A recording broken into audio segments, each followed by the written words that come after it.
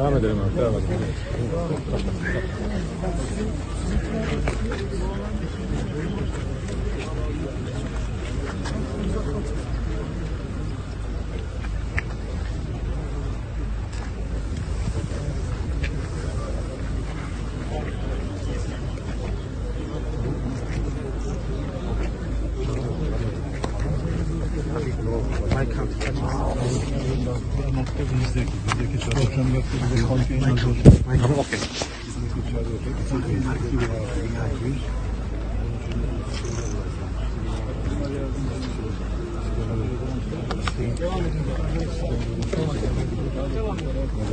Şeysi İstihabatçı'da oldu. Çünkü bu Antakya'da.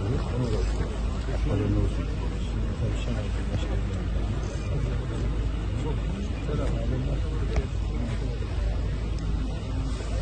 Kadın neredesin? Hadi.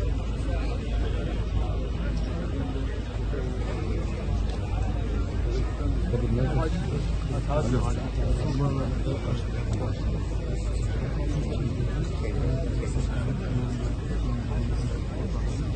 Neredesin?